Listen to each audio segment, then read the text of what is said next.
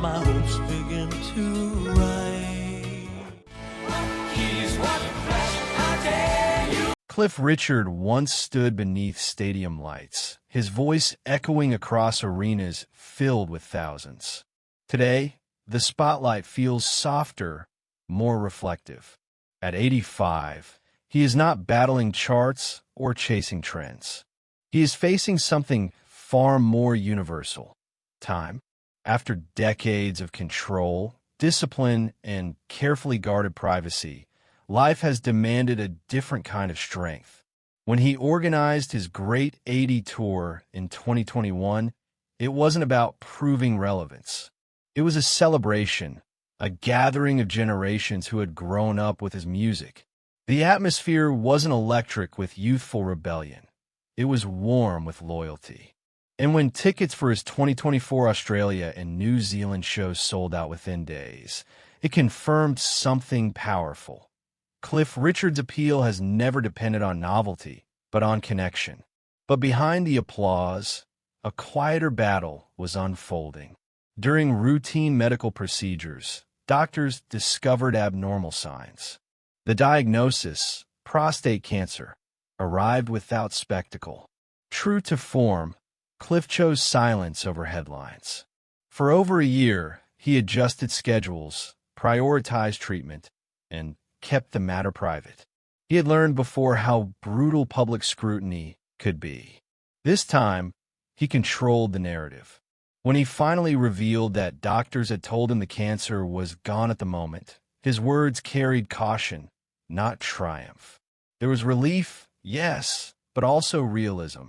From that point forward, he used his voice not for sympathy, but for advocacy, encouraging men over 50 to seek early screening.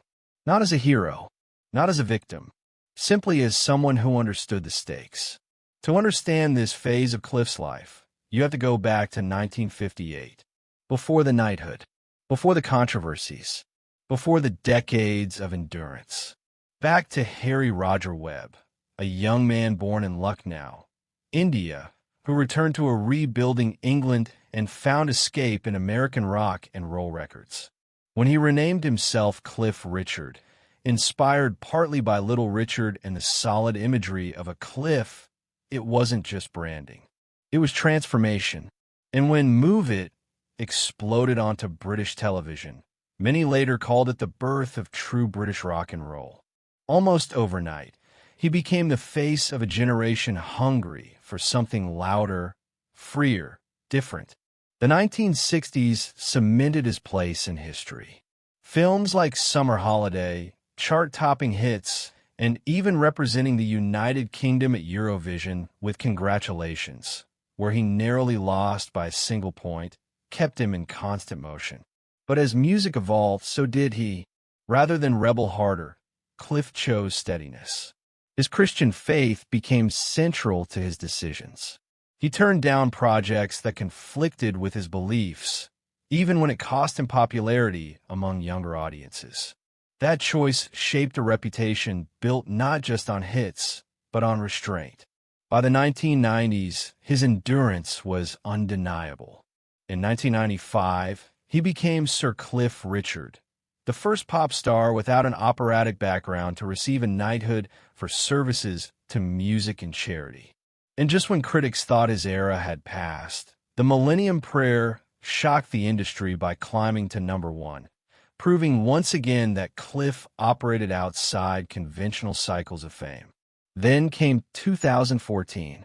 A police search, broadcast live by helicopter before any charges were filed, turned his quiet life into spectacle. Though no prosecution followed and the case was closed due to insufficient evidence, the damage was immediate. Cliff later won a landmark privacy case against the BBC, reinforcing legal boundaries for media conduct. But the emotional impact lingered. He described the feeling of seeing a helicopter over his home as something he would never forget. And yet, here he stands, not defeated, not chasing redemption, simply present. He no longer treats performance as obligation. If he continues, it will be because he chooses to.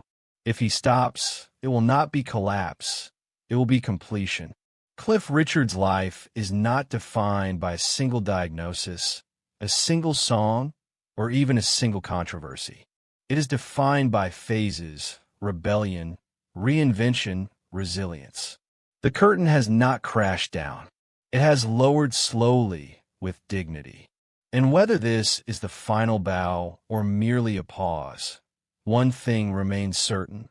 Legends do not outrun time, but they can meet it with grace.